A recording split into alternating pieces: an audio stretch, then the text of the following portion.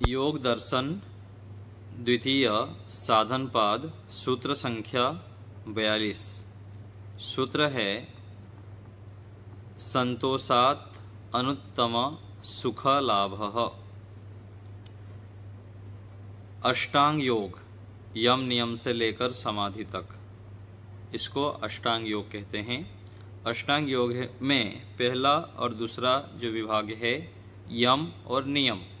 नियम के अंतर्गत शौच, संतोष, तप, स्वाध्याय, ईश्वर प्रणिधान आता है। शौच का लाभ हम पिछले सूत्रों में देखे, 2 सूत्रों में। शौच का पालन करने से, शौच अर्थात शुद्धि, आंतरिक तथा बाह्य शुद्धि से क्या लाभ होता है। तो आज हम देखते हैं शौच के बाद संतोष।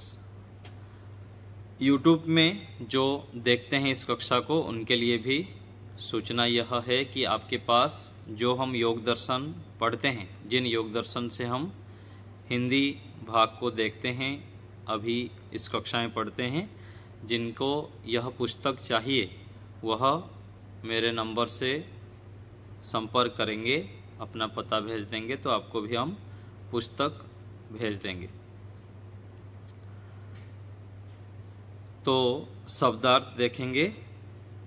संतोषात् पूर्ण संतोष का पालन करने से अनुत्तम सुख लाभः, सांसारिक समस्त सुखों से उत्तम सुख की प्राप्ति होती है। सूत्रार्थ, पूर्ण संतोष का पालन करने वाले योगी को समस्त सांसारिक सुखों से उत्तम सुख की प्राप्ति होती है। सामान्य रूप से सुख के विषय में विचार करेंगे तो एक होता है सांसारिक सुख और एक होता है मोक्ष के सुख। संसार से जो हमको सुख मिलता है, सांसारिक व्यक्ति, वस्तु, स्थान से, यह सांसारिक सुख। और आगे जो संसार से जब हम छूट जाते हैं अर्थात मोक्ष को प्राप्त कर लेते हैं, तो वहाँ पर केवल ईश्वरीय सुख की प्राप्ति होती है। तो यहाँ पर कह रहे हैं कि हम जब संतोष का पालन करेंगे तो संसार में जो व्यवहार में हमको सुख मिलता है, व्यक्तियों से, वस्तुओं से, स्थान आदि से, वो तो सुख है, उससे थोड़ा अधिक संसार में ही मिलेगा, लेकिन उससे कुछ उत्कृष्ट सुख मिलता है। कब? जब हम संतोष का पालन करते हैं। संतोष का अर्थ अपुरुषार्थ अथवा आलस्य करके बैठ जाना, मेहनत ना करना नहीं है। मैं तो बस जितना मिला उतना ठीक है, ऐसा नहीं है। संतोष का जो परिभाषा है, संतोष की परिभाषा यह है अपने पूर्ण पुरुषार्थ के पश्चात, पूर्ण पुरुषार्थ कर लिए, जितना भी हमारा सामर्थ्य है पूर्ण पुरुषार्थ कर लिए और उत्कृष्ट से उत्कृष्ट पुरुषार्थ करेंगे। उसके बाद जितना भी मिले उसमें संतोष करना। तो ये कैसे संभव है? ये इस प्रकार संभव है कि हमारे पास जो भी साधन हैं, मन, वाणी, शरीर आदि, जो भी इंद्रियां आदि से हम काम करते हैं, ये सब पुरुषार्थ तो करेंगे, लेकिन साथ साथ हम एक पक्ष में क्या मान के चलते हैं कि मेरा जितना सामर्थ्य था मैं कर लिया, और ईश्वर की कृपा से मुझको जो साधन मिला है उसका मैं सदुपयोग कर रहा हूँ। अपने ओर से कोई कमी नहीं रखना है और निरंतर क्या है, सीखते रहना है। जिस जगह पर हम हैं वहाँ से आगे बढ़ने के लिए हमें सीखना पड़ता है। अलग अलग जगह जाके गुरु आचार्य से भिन्न भिन्न माध्यम से हमको नया नया आइडिया अर्थात ज्ञान और ग्रहण करना होता है। जब हम नया नया ज्ञान ग्रहण करते हैं और उसके आधार पर अपनी कुशलता को बढ़ाते हैं, जितनी हमारी कुशलता बढ़ती जाती है उसके आधार पर हमारा जो प्रतिभा है वह बढ़ता जाता है। प्रतिभा बढ़ने से हम निरंतर जीवन में आगे बढ़ते हैं। तो ये सब कार्य करना है, निरंतर हमें नए नए उपाय करना है, अच्छे लोगों से मिलना है। जिस क्षेत्र में हम हैं, जो आध्यात्मिक मार्ग पर बढ़ना चाहता है तो आध्यात्मिक ग्रंथों को पढ़ना है।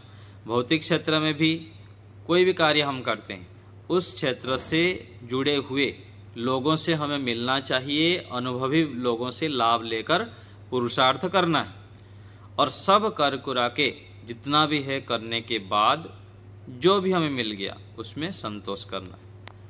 यदि संतोष का पालन नहीं करेंगे तो क्या होगा? व्यक्ति दुखी, हताश, निराश, उदास आदि होकर बैठ जाता है और मन चंचल हो जाता है।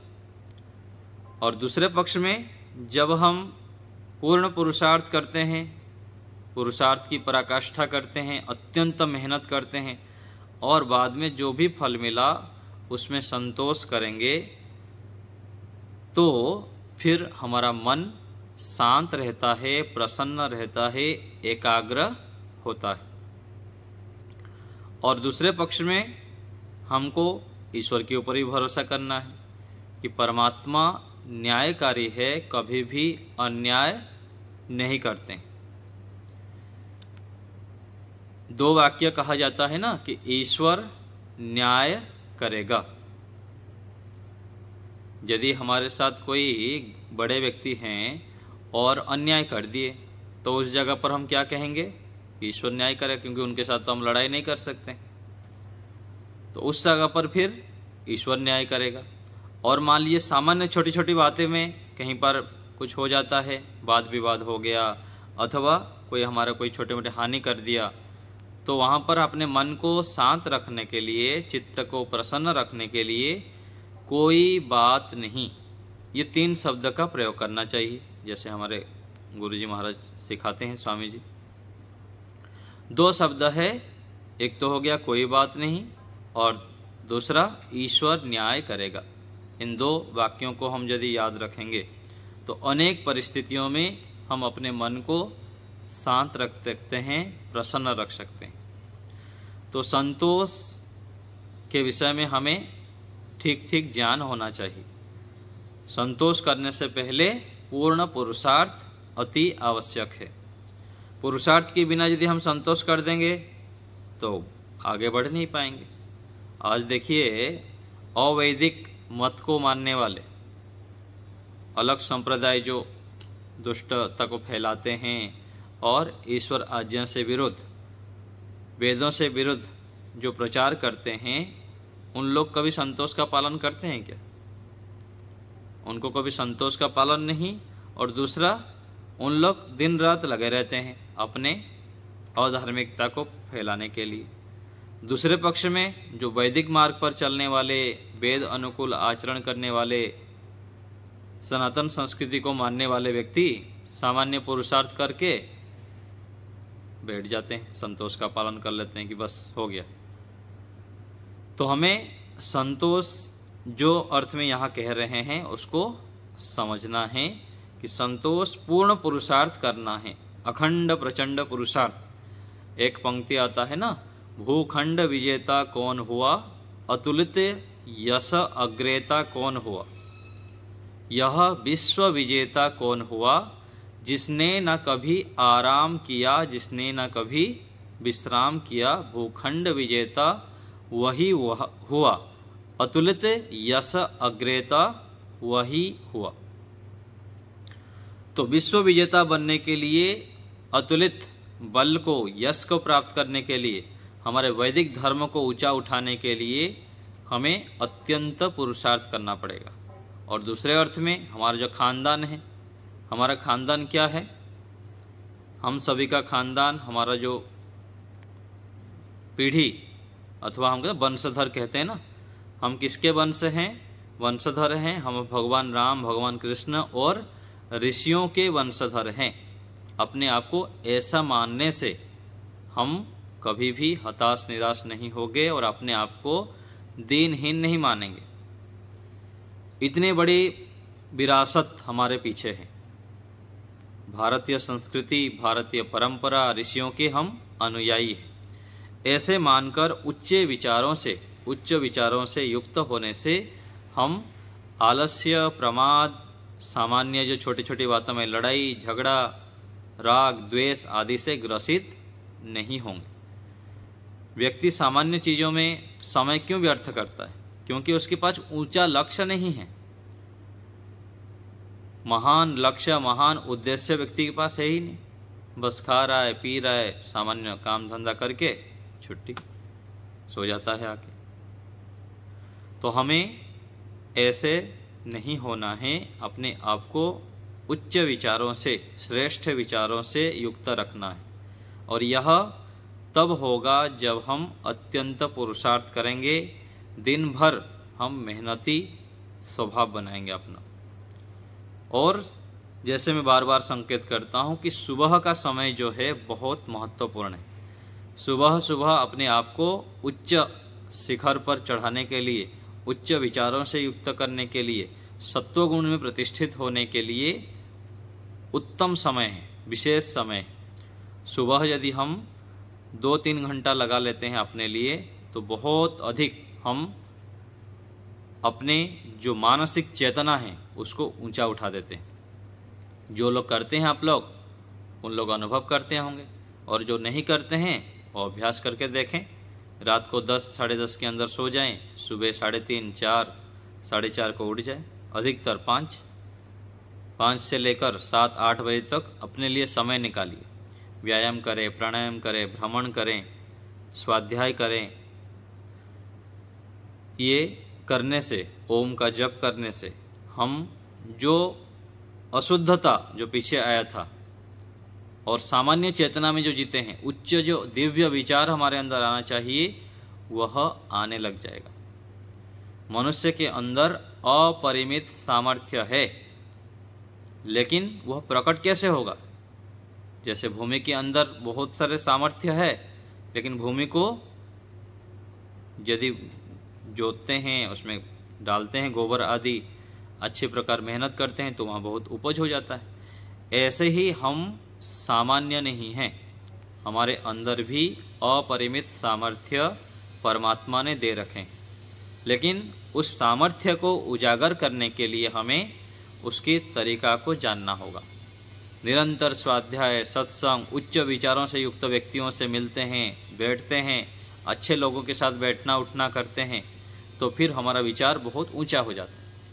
ये मैं जो आपको कह रहा हूँ, मैं भी ऐसे ही सामान्य परिवार में, सामान्य माहौल से आया हूँ, लेकिन ईश्वर की कृपा से कुछ ऐसे हमको अच्छे अच्छे पुस्तक मिल गए, अच्छे लोग मिल गए, अच्छे महापुरुषों का सानिध्य मिल गया। फिर हम धीरे धीरे आगे बढ़ते गए। फिर घर छोड़ के गुरुकुल आए, गुरुकुल में भी अच्छे व्यक्ति हमको मिल गए, और आज फिर निरंतर पुरुषार्थ कर रहे हैं। तो ये प्रत्येक व्यक्ति के साथ भी यह ही होता है कि श्रेष्ठ आलंबन के अभाव में व्यक्ति हताश, निराश, उदास और सामान्य चेतना से जीता रहता है। विराट सोच नहीं रख पाता है, देश राष्ट्र के लिए नहीं सोच पाता है, केवल अपने लिए सीमित रह जाता है, अपने परिवार के लिए सीमित रह जाता है।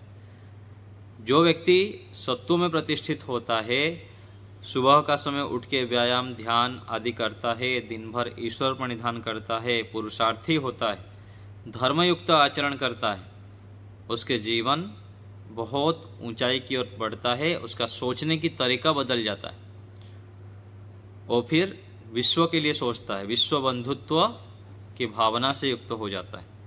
जैसे कहा जाता है ना कि अयम निजो परवेत्ति गणना लघु चेतसाम उदार चेतसाम तो वसुधैव कुटुंबकम। ये एक श्लोक है कि सामान्य जो व्यक्ति होते हैं, ये मेरा है, ये तेरा है, ये क्षुद्र भावना से, मेरा तेरा, छोटे छोटे भावना से युक्त रहते हैं। लेकिन जो उदार चेतस से है, जो महान चेतना से युक्त मनुष्य होते हैं, महापुरुष होते हैं, वो तो पूरा विश्व को लेके सोचते हैं, विश्व बंधुत्व की भावना से युक्त होकर कार्य करते हैं। तो हम ऐसे श्रेष्ठ भावना, श्रेष्ठ चेतना से युक्त होकर जीने का अभ्यास करें। पुस्तक में आते हैं, देखते हैं हिंदी भाग में। योगार्थ प्रकाश, इस सूत्र में संतोष का फल बतलाया है। जब व्यक्ति पूर्ण पुरुषार्थ के पश्चात अपने उपलब्ध साधनों से अधिक पदार्थों की इच्छा नहीं करता तो उसको अनुत्तम सुख की प्राप्ति होती है। क्या कह रहे हैं? पूर्ण पुरुषार्थ के पश्चात जब उपलब्ध जो साधन है और उस साधनों से पुरुषार्थ करने के बाद जितना पुरुषार्थ कर लिया तो उसमें संतुष्ट रहता है, तो उसको फिर संतुष्ट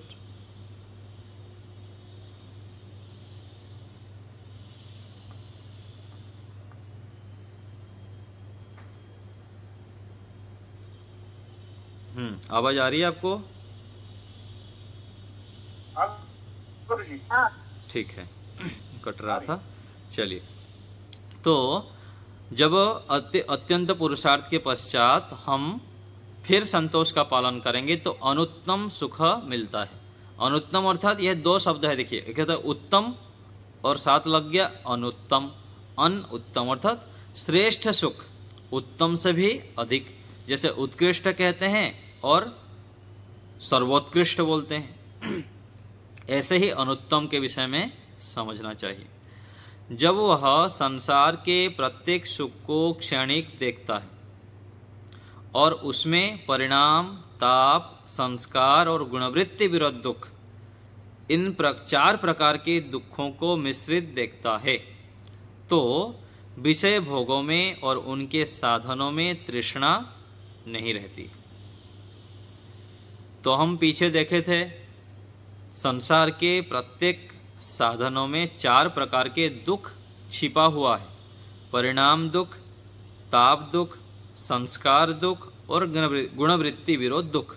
इसके विषय हम बहुत लंबा चर्चा किए हैं पीछे। तो ये चार प्रकार के दुख को जब योगाभ्यासी साधक व्यक्ति सभी वस्तुओं में देखता है तो वह विषय भोगों में और उनके साधनों में तृष्णा नहीं रखता। तृष्णा अर्थात क्या है? अज्ञानता पूर्वक जो इच्छा, भोगने की जो इच्छा ना, अज्ञानता पूर्वक, एक ज्ञान पूर्वक तो हम भोगते हैं, साधनों को प्रयोग करते हैं। जो हम अज्ञानता पूर्वक प्रयोग करते हैं, आवश्यकता से अधिक प्रयोग करते हैं, ये तृष्णा के पक्ष में आता है। तृष्णा रहित अवस्था में जो सुख अनुभव होता है वह इतना महान होता है कि विषय भोगों का सुख उसके 16वें भाग के समान भी नहीं होता है। ये क्या कह रहे हैं? जब तृष्णा से रहित होकर हमको सुख मिलता है तब क्या है? बहुत अधिक सुख मिलता है। मान लीजिए हमारे पास धन तो है बहुत, धन के साथ साथ हम किसी गरीबों की सेवा कर देते हैं अथवा किसी को विपत्ति से हटा देते हैं, और कहीं कोई व्यक्ति बहुत अधिक कठिनाई बाधाओं से पीड़ित होता है, हमको उसकी सहायता करने का अवसर मिल जाता है, तो कितना सुख की अनुभूति होती। वहाँ पर कोई हमारा तृष्णा नहीं था कि उससे हमको सुख मिले, कि कुछ मिल जाए, ये भावना नहीं रहता है।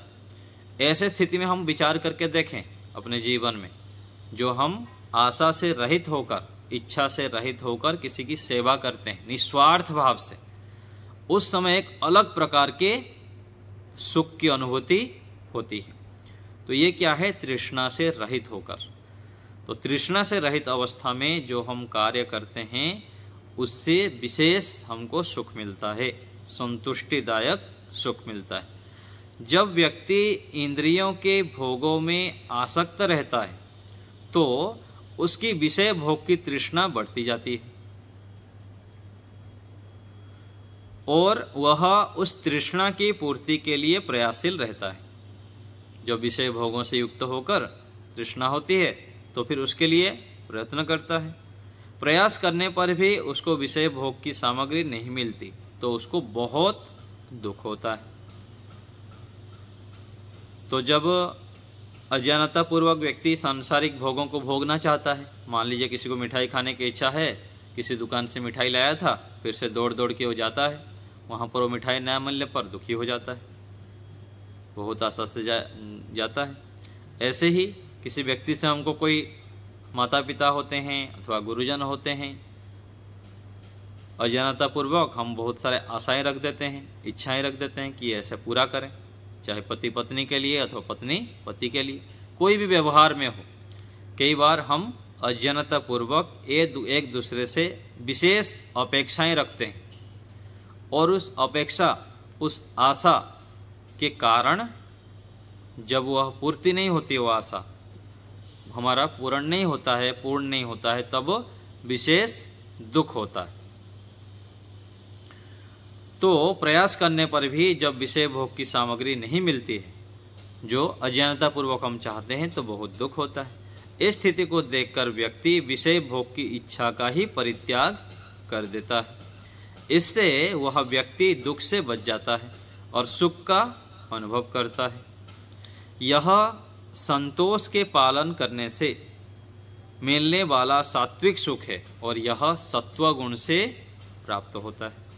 मान लीजिए किसी से हम अज्ञानतापूर्वक इच्छा करते थे, फिर वो पूरा नहीं हुआ, बाद में हमको ज्ञान हो गया कि मैं तो ये जो मैं इच्छा रख रहा था, उनसे जो अपेक्षाएं रख रहा था, वो तो मेरी अज्ञानता थी। फिर उसको, अज्ञानता को जो छोड़ देता है, फिर व्यक्ति बहुत अधिक सुख से युक्त हो जाता है, शांत रहता है, प्रसन्न रहता है और उस स्थिति में सत्वगुण से युक्त हो जाता है। रजोगुण तमोगुण के कारण व्यक्ति खिन्न रहता है, हताश, निराश, उदास, जितनी परेशानी बाधा है ये रजोगुण और तमोगुण की अवस्था में होती है। और सत्वगुण में जब रहते हैं, देखिए जब हम अच्छे सत्संग में बैठते हैं, आश्रम में जाते हैं, अच्छे लोगों के संग में बैठते हैं, अच्छे खान पान करते हैं, सात्विक भोजन करते हैं, सुबह का समय ध्यान करते हैं, यज्ञ करते हैं, इन सब स्थितियों में कैसे होती है हमारी मानसिक स्थिति, जो सत्वगुण युक्त रहता है, उस समय हम प्रसन्न रहते हैं। और जब दौड़ भाग करते हैं, अज्ञानतापूर्वक क्रियाएं करते हैं, तो वहाँ फिर रजोगुण तमोगुण से युक्त हो जाते हैं। वहाँ फिर हमें खिन्नता आदि भोगना पड़ता है। तो संतोष के पालन करने का यह भी फल है कि विषय भोगों को छोड़कर व्यक्ति योगाभ्यास करता है तो मोक्ष की प्राप्ति होती है। तो पहले पूर्ण पुरुषार्थ करता है, सांसारिक जो भी आवश्यकता है उसको पूर्ण करता है। पूर्ण करने के बाद जब हम धर्म पूर्वक आचरण करते जाते हैं तो आगे चलकर ईश्वर की कृपा से हमें श्रेष्ठ मार्ग पर चलने का अवसर मिलता है, जिसको कहते हैं मोक्ष का मार्ग, योगाभ्यास का मार्ग। बहुत सारे व्यक्ति संसार में हैं, आज हम देखते हैं कार्य कर रहे हैं, लेकिन कोई कोई बिरला व्यक्ति है, वह योगाभ्यास करना चाहते हैं, वैदिक मार्ग पर चलते हैं, मोक्ष प्राप्ति के लिए प्रयत्न करते हैं और अपने जीवन को क्लेशों से रहित करना चाहते हैं। यह कैसे होता है? इसका कारण यह है, जो व्यक्ति योगाभ्यास के मार्ग पर चलता है उसके पीछे उसका धर्म आचरण रहता है। जन्म से लेकर जब उसको ज्ञान हुआ उसके आगे जिंदगी भर जितना जितना हम धर्म आचरण करते हैं, दूसरे की सेवा, परोपकार, दान, अच्छे अच्छे कार्य करते जाते हैं, तो एक समय के बाद परमात्मा की कृपा से हमारे कर्मों के आधार पर, श्रेष्ठ कर्मों के आधार पर हमें अच्छे व्यक्ति मिलते हैं, अच्छे आश्रम मिलते हैं, अच्छे आचार्य, विद्वान, सन्यासी मिल जाते हैं और उनके अनुसार हम जब चलने लगते हैं तो हमारा जीवन बहुत अधिक परिवर्तन होने लग जाता है। फिर हमको लगता है अरे मैं कहाँ था, कहाँ पहुँच गया, कुछ सालों बाद ऐसे लगने लग जाता है। तो इसीलिए हमें धर्म आचरण करते रहना चाहिए। चाहे संसार अधर्म आचरण करता रहे, अन्याय मार्ग पर चलता रहे, हमको उसको देखना नहीं चाहिए। हम अपने सामर्थ्य अनुसार अधिक से अधिक धर्म आचरण करते रहें, दान, परोपकार, सेवा आदि करते रहें। ईश्वर न्यायकारी होने से हमारे सारे परेशानी, समस्या, दुख, कष्ट, बाधाएं एक दिन आएगा, सब एक तरफ रह जाएगा। हम फिर इन सबको पार करके आगे बढ़ जाएंगे। तो धर्म आचरण से यह लाभ होता है हमें। तो मोक्ष का सुख अनुत्तम सुख है। पहले संसार में जो सामान्य सुख है उससे उत्कृष्ट सुख मिलता है और आगे चलकर हमें मोक्ष का सुख मिलता है। उसके साथ किसी भी सांसारिक सुख की वास्तविक तुलना नहीं हो सकती। इतना उत्कृष्ट सुख है मोक्ष का सुख। संतोष का पालन करने से व्यवहार में भी सुख की प्राप्ति और दुख की निवृत्ति होती है। जब कोई हानिकारक घटना घट जाती है तो संतोषी व्यक्ति को दुख नहीं होता अथवा न्यूनदोष होता है। तो संसार में हम व्यवहार करते हैं, अलग अलग प्रकार से हमारे सामने दुख, कष्ट, बाधाएं, परेशानी आता है और सबके जीवन में आता है। किसी के जीवन में ना आए ऐसा नहीं। शरीर धारण किए हैं तो आएगा, चाहे सामान्य व्यक्ति हो चाहे महापुरुष हो, आता ही है। लेकिन जो धर्म आचरण करता है, श्रेष्ठ आचरण करता है, जो योगाभ्यासी है, जो संतोष का पालन करता है, वह उस दुख से बच जाता है अथवा थोड़ा सा दुखी होता है। इसलिए संतोष का पालन योग सिद्धि के साथ व्यवहार की सिद्धि के लिए भी उपयोगी है। तो योगाभ्यासी में भी, योगाभ्यास के मार्ग पर भी लाभदायक है और व्यवहार में भी हम शांत, प्रसन्न, निर्भीक आदि रहते हैं जब संतोष का पालन करते हैं। इसलिए हमें अत्यंत पुरुषार्थी भी होना है। साथ साथ पुरुषार्थ के पश्चात जो भी फल स्वरूप हमें प्राप्त हो उसमें शांत रहना चाहिए, प्रसन्न रहना चाहिए, संतोष का पालन करना चाहिए और ईश्वर को धन्यवाद करनी चाहिए। प्रत्येक कार्य की उपलब्धि में, प्रत्येक कार्य के बाद हमें ईश्वर को धन्यवाद करना चाहिए और जितने भी परोक्ष रूप में, प्रत्यक्ष परोक्ष रूप में हमारे सहयोगी हैं उनको धन्यवाद करना चाहिए, क्योंकि हमारा जीवन अनेक व्यक्तियों के सहयोग से चलता है। उसको जब हम स्वीकार करते हैं, इसको कहते हैं कृतज्ञता। और कृतज्ञता भाव से जब हम जीवन को जीते हैं तो हम बहुत अधिक लाभ से युक्त होते हैं और सुखी हो जाते हैं। जब जितना हमारे अंदर कृतज्ञता भाव बढ़ता है उतना उतना हम अभिमान आदि दोष से भी रहित होते हैं। हमारे जीवन में सबसे बड़ा दुख का कारण है अभिमान, अहंकार, कि मैं सब कुछ हूँ, मैं ही सब कुछ हूँ, मैं ही सब कुछ कर रहा हूँ, मेरा ही सब कुछ है, क्यों ऐसा नहीं हो रहा है।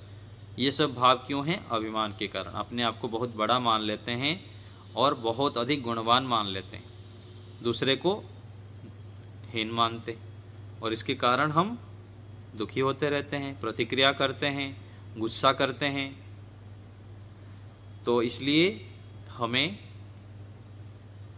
कृतज्ञता भाव से युक्त होना है, सभी को धन्यवाद देते रहना चाहिए, चाहे बोल के दें अथवा मन से भी स्वीकार करें। माता पिता दूर हैं तो उनको दूर से नमस्ते करें, उनके चरण स्पर्श करें, उनके माता पिता गुरुजनों के उपकारों को स्वीकार करें। परमात्मा को भी याद करते रहें, मन ही मन धन्यवाद करें कि प्रभु आपकी कृपा से हमारा जीवन चल रहा है।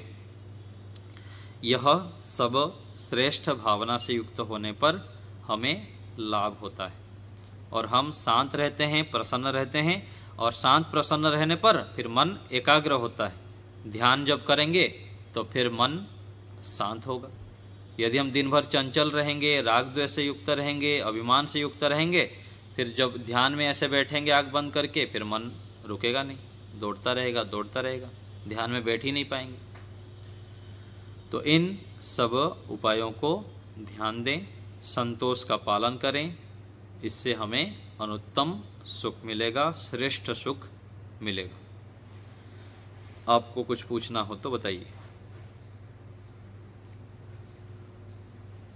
श्याम सुंदर जी हाथ उठाए हैं, कुछ बोल रहे हैं। और किसी को कुछ पूछना हो तो हाथ उठाइए।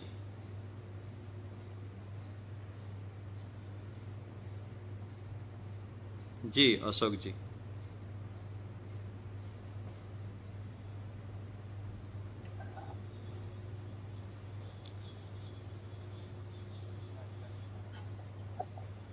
बोलिए, जोर से बोलिए, आपकी आवाज़ नहीं आ रही है। कार्य को करने से इसको तो सुख होता है, कार्य को दूसरों को करने से सुख होता है। आपकी आवाज़ क्यों नहीं आ रही है? आप कैसे बोल रहे हैं? जोर से बोलिए। हेलो, हाँ जी, अभी बोलिए। एक कार्य को करने से किसी को तो सुख होता है और वही कार्य दूसरा करता है उसे दुख होता है। जी हाँ, ये ज्ञान की कमी है। उस एक कार्य, मान लीजिए कि रात को कोई जल्दी सोना किसी को अच्छा लगता है और दूसरे को कष्ट होता है, रात को जल्दी से नहीं सो पाता। अथवा दूसरे शब्द में कहे तो जो है, किसी को सुबह उठने में सुख मिलता है, किसी को दुख मिलता है।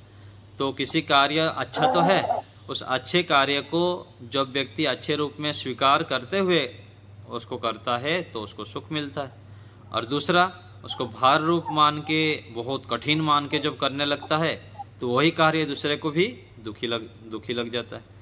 जब वो श्रेष्ठ कार्य को श्रेष्ठ मानकर कार्य करेंगे तो उसमें सुख मिलेगा। तो योगाभ्यास, ध्यान करना, सत्संग करना, यम नियम का पालन करना, इसको सुखदायी मानकर जब हम करेंगे तो हमें लाभ होगा। ठीक है डॉक्टर साहब? जी आचार्य जी। श्याम सुंदर जी। मेरा एक प्रश्न छोटा सा है। हाँ बोलिए। छोटा प्रश्न है वो। आवाज नहीं आ रही है आचार्य। एक आदमी गुब्बारा बेचता है। रुकिए एक मिनट, बेचने पे लाभ सबको आवाज आ रही है? सुदेशना माता जी? जी आचार्य जी आ रहे हैं। ठीक है। आवाज आ रही है। हाँ, अशोक जी बताइए। एक गरीब आदमी का बच्चा कार के पास आके गुब्बारा बेचता है, उसे बेचने में सुख हुआ, और वो अमीर का बच्चा खरीदे, उसे खरीदने में सुख हुआ। क्रिया तो अलग अलग है। हाँ, फिर से बताइए, क्या कहे आप?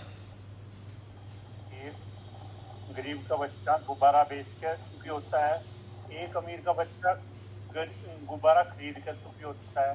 एक को बेचने पे सुखी हुआ, एक को खरीदने पे सुख हुआ। ठीक है, तो वो दोनों क्रिया तो अलग अलग है, एक खरीद रहा है, एक बेच रहा है। हाँ, तो इसमें समस्या क्या है? अलग अलग कर्मों के आधार पर, स्थिति के हिसाब से अलग अलग कर्म से सुखी होते हैं। कोई पाचक भोजन पका के सुखी होता है, कोई उस भोजन को खा के सुखी होता है। तो कर्म, अलग अलग कर्म में अलग अलग स्थिति के हिसाब से, ज्ञान के आधार पर व्यक्ति का सुख दुख निर्भर करता है। क्रिया वही होते, अलग अलग होते हुए भी सुख की मात्रा कम अधिक ज्ञान के आधार पर होता है। जो ज्ञान का स्तर है, उस ज्ञान के स्तर के आधार पर व्यक्ति सुखी दुखी अथवा सुख, उसी सुख में भी किसी का सुख का स्तर अधिक है, किसी का सुख का स्तर कम है, ये होता है। ठीक है। श्याम सुंदर जी।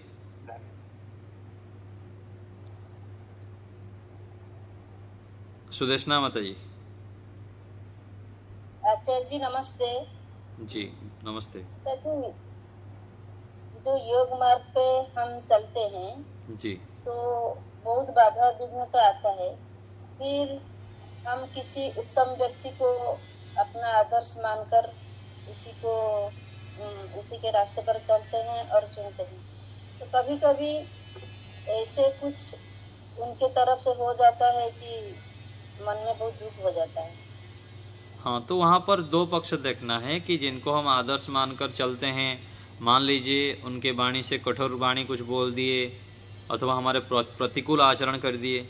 दो पक्ष है, एक तो हम जो चाहते हैं, जो उनसे अपेक्षाएं रखते हैं, उस प्रकार से आचरण नहीं कर रहे हैं, अथवा वो अपने हिसाब से चल रहे हैं और हम उसको ना जान के उससे विपरीत मान्यताएं बना लेते हैं, विपरीत सोचने लग जाते हैं और फिर हम दुखी होते हैं। तो उस स्थिति में हमको ऐसे सोचना है कि जो भी बड़े हैं, आदर्श हैं, वो पूरा हमारे अनुकूल आचरण नहीं कर सकते हैं, ऋषियों के अनुकूल भी आचरण नहीं कर सकते। ऋषियों से कुछ जितना उनका सामर्थ्य है उसके आधार पर वो ये कर रहे हैं। तो ऐसे हम विचार करेंगे तो फिर शांत रह सकते हैं। आचार्य जी उस वक्त हम अपने आप को गलत मानेंगे क्या?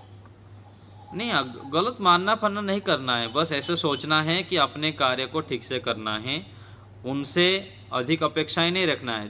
वो उनसे मान लिए 10 बातें हम सीखते हैं, 10 में से जितना ग्रहण हो सकता है उतना ग्रहण करेंगे। मान लीजिए उनके अंदर कुछ गलतियां दिखा, कमी दिखा, तो कमी पक्ष को छोड़कर जितनी अच्छाई है उसको अपने जीवन में ग्रहण करना है। हम फिर आगे बढ़ते जाएंगे तो आगे चलकर धीरे धीरे सत्य असत्य का पता लगने लग जाएगा, क्या सत्य है क्या असत्य है। अपने श्रेष्ठ कार्य को हमें करते रहना है। जी आचार्य जी, धन्यवाद। निर्मला माता जी,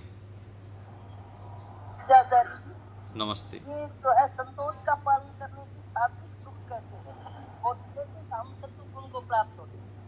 हाँ, संतोष का, हाँ, एक दूसरे से जुड़े हुए हैं सारा। जब हम योगाभ्यास करते हैं तो धीरे धीरे संतोष का भी पालन हो जाता है। और संतोष की ओर जब हम ध्यान देते हैं तो व्यक्ति क्या होता है ना, खिन्न हो जाता है। संतोष जब नहीं होता, खिन्नता और गलत विचार आने लग जाता है। ये सब क्या है, रजोगुण तमोगुण उसका एक दूसरे से जुड़े हुए रहते हैं। और दूसरा, जब हम संतोष का पालन करते हैं तो मन शांत होता है, प्रसन्न होता है, और उससे सत्वगुण भी एक दूसरे से जुड़ा हुआ है। सत्वगुण के कारण भी हमें शांत रहते हैं। और दूसरा, श्याम सुंदर जी आप माइक म्यूट करिए।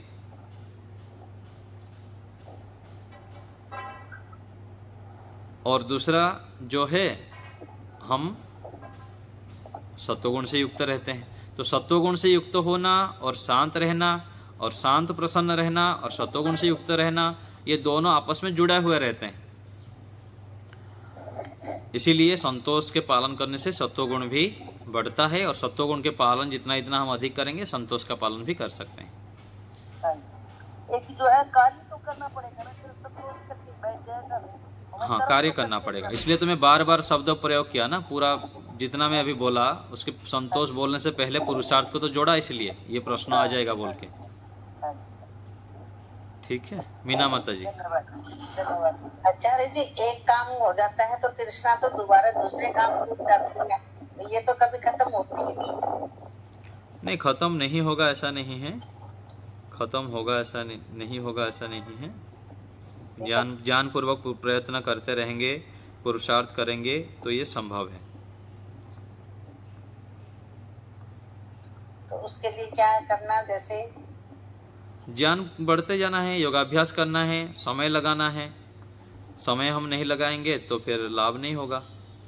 स्वाध्याय करें, सत्संग करें, एकांत में रहें, आश्रम में जाएं, शिविरों में जाएं, अच्छे खान पान करें, गृहस्थ के झमले, नाती पोते, घर परिवार आदि से अटैच से थोड़ा दूर हो, संसार के भोगों को भोगते भी रहेंगे और ये सब चीज़ों में भी लाभ मिल जाए, ऐसे नहीं हो पाता है। तो जो हम सांसारिक क्रियाएं करते आए हैं अभी तक, बच्चे पोते, नाती, घर परिवार, शादी विवाह, पैसा, ये सब चीज़ें, इनसे धीरे धीरे थोड़ा थोड़ा हटना पड़ेगा।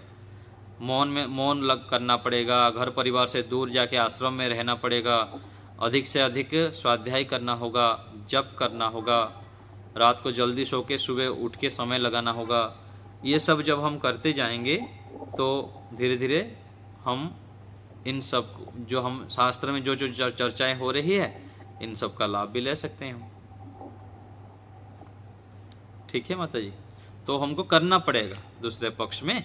जितना हम सांसारिक करते हुए तो बहुत कर लिए, 20 साल 30 साल 40 साल बच्चों को बड़ा कर दिए, शादी करा दिए, तो अभी थोड़ा थोड़ा उनसे हटना पड़ेगा। हमें हटके इन सब कार्य में समय को बढ़ाना पड़ेगा।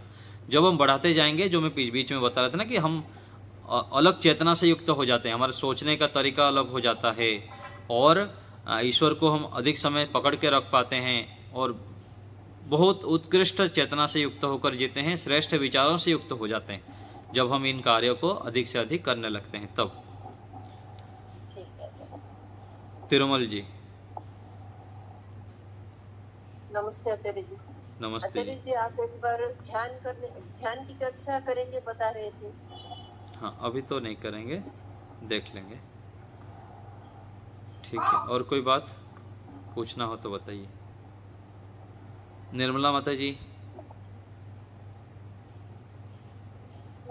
आचार्य जी आपकी तबीयत कैसी है आप? हाँ ठीक है माता जी। ये Improvement है? हाँ, दूसरे निर्मला माता जी को मैं पूछ रहा हूँ, निर्मला पटनायक जी। माता जी बोलिए। नमस्ते आचार्य जी। आचार्य जी, मैं जब भी बैठती हूँ घूमने के लिए तो बहुत नींद आती है। और जो है कुछ भी हो 10 मिनट बाद ही मेरी नींद खुल जाए, मगर जी। मैं सुन नहीं पा रही। आज मेरे साथ बहुत दिन से ऐसे ही हो रहा है। हाँ देखिए, आप मेरे को देखे होंगे, जो हमारे पुराने विद्यार्थी हैं, कभी कभी मैं आके यहाँ पर उबासी मारता था अथवा मुझको अधिक ये होता था, मतलब कई बार कमजोर मतलब नींद जैसा स्थिति होती थी। तो उससे पहले हमको ना अपने स्टडी करना पड़ेगा, अपने शरीर के विषय में स्वयं को देखना पड़ेगा। एक तो रात्रि को नींद ठीक से हो। रात्रि को यदि ठीक नहीं नींद नहीं है तो भोजन के बाद, दोपहर भोजन के बाद कम से कम 20 मिनट लेट लीजिए। 20 मिनट मोबाइल को साइलेंट करके लेट लीजिए। फिर 20 मिनट के बाद जब उठ जाएंगे तो पानी पीजिए, मुंह को अच्छे से धोइए, है ना, हाथ पैर को अच्छे से धो लीजिए, और मुंह में थोड़ा छोटी इलायची है, सौंफ है, ये डाल दीजिए। फिर आप बैठिए, चाहे संध्या उपासना में हो, चाहे कोई कक्षा में हो, इन सबको अपनाएंगे तो आपको नींद नहीं आएंगे। और खान पान का भी ध्यान रखिए। जैसे मान लीजिए मुझको अभी लेट में आया, मैं अभी कक्षा से थोड़ी देर पहले, तो मैं मान लीजिए मैं 2 रोटी खाता हूँ तो रोटी कम कर देनी पड़ेगी, 1 रोटी, तुरंत मुझको कक्षा में बैठना है।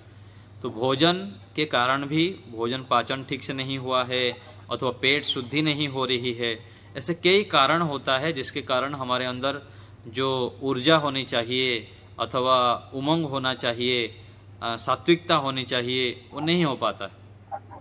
तो अपने शरीर को स्वयं को परीक्षण करना पड़ेगा, किन कारणों से मुझको नींद का प्रभाव हो रहा है, इन सब देखना चाहिए। धन्यवाद आचार्य जी। अशोक जी। जी आचार्य जी, वो मेरे पुत्र का प्रश्न है जी कि युवा है, वो यही रहता है बेंगलोर में, जी के साथ कार्य क्या करें जिससे धन भी हमारा जैसे बढ़े। आध्यात्म मार्ग में तो पढ़ रहे हैं आपने बताया, हाँ जी, लेकिन जब तक हम क्या नाम ये सांसारिक उन्नति नहीं करने थे, आध्यात्म में भी हमारा प्रगति नहीं होने की। हाँ जी। तो कौन सा बिजनेस करें जिसमें सात्विकता बनी रहे? बहुत सारे बिजनेस है, अनेक बिजनेस है। जितना भी बिजनेस है उसको जब हम श्रेष्ठ उपाय से करते हैं, धर्म उपाय से करने का तरीका ढूंढते हैं, तो वह क्या है, सात्विक है। जब उसमें अधर्म पूर्वक दूसरे को हानि पहुंचाने के लिए अथवा दूसरे के लूटने की सोच से कार्य करते हैं, वो रजोगुण तमोगुण से युक्त होता है। और कोई भी कार्य हम करते हैं, कोई भी व्यापार धंधा नौकरी कुछ भी करते हैं, जितने भी संसार में दिख रहा है, जो मांस मछली काटना, शराब आदि, नशा आदि, ये सब छोड़ दीजिए। जो भी अच्छा है, कोई हम नया फैक्ट्री खोलना चाहते हैं, कोई भी नई टेक्नोलॉजी को बढ़ाना चाहते हैं, कोई भी व्यापार धंधा करते हैं, उसको जो परोपकार की दृष्टि से समाज राष्ट्र के हित के लिए कुछ नया करके देने के लिए इस भावना से युक्त होकर हम करते हैं, वह सात्विक कर्म है। चाहे कोई भी व्यापार धंधा ले लीजिए आप, जिससे लोगों को हानि ना होता हो, लोगों के हित होता हो, समाज राष्ट्र का हित होता है, इस भावना से युक्त होकर हम हजारों प्रकार की धंधा कर सकते हैं, वह सात्विक हो जाता है। ठीक है, चाहे कितने सारे हैं, कोई भी ले लीजिए आप, जितने भी हम देख रहे हैं, मकान बना रहा है कोई, कुछ जो भी साधन हमारे घर के सामने दिख रहा है, जितना भी दिख रहा है, तो सभी कोई भी धंधा आप करिए, लेकिन उसके पीछे जो हमारा भाव है, संघर्ष तो करना पड़ेगा। जब हम धर्म उपाय में करना चाहेंगे, उसके उपाय ढूंढनी पड़ेगी, तो लेकिन करते जाएंगे श्रेष्ठ भावना से, तो वह सात्विक हो जाता है, धर्मयुक्त कार्य होता है। अच्छा जी, लेकिन इनकी ड्यूटी तो रात की लगे ना, अब ये कैसे तो मेंटेन करें वो अपनी दिनचर्या? हाँ, वो तो अपने अपने ढंग से देखना पड़ेगा। उपाय करेंगे तो सब कुछ हो जाएगा। हमारे यहाँ पर एक व्यक्ति है, तंबाकू की व्यापार करते थे, सालों से करते थे, हमारे आश्रम से जुड़े हुए हैं एक सज्जन, है ना। तंबाकू व्यापार को व्यक्ति सोचेगा, अरे मेरा तो इतना पैसा लाभ हो रहा है, मैं कैसे छोड़ूं, इतने कर्मचारी है, इतने दिन से है। तो हम लोग प्रेरणा किए कि भाई ये ठीक नहीं है आपके लिए। तो सोचने लगे, तरीका करने लगे, फिर गाय का धंधा करने लगे, गो अमृत करके बढ़िया बढ़िया प्रोजेक्ट बनाते हैं। अभी आइसक्रीम से लेकर मिठाई से लेकर इतना बेस्ट एक क्लास आइटम बनाते हैं और दूसरे धंधा छोड़ दिए। तो ऐसे ही जिसका रात में ड्यूटी है वो सोचे क्या मैं धंधा करूं, किस प्रकार से नौकरी करूं जिससे कि रात की ड्यूटी करना ना पड़े। कहीं ना कहीं सोचने का आरंभ करेंगे, उपाय करेंगे तो कालांतर में उसका उपाय मिल जाएगा और उसमें हम सफल हो सकते हैं। यहाँ पर कुछ भी असंभव नहीं है। तो प्रयास करते रहें, पहले तो सोचें विचारें, चाहे 2 साल लगेगा, 5 साल लगेगा, 10 साल लगेगा, लेकिन उसमें सफल हो सकते हैं। धन्यवाद। ठीक है, और कोई बात किसी को कुछ पूछना हो तो बताइए।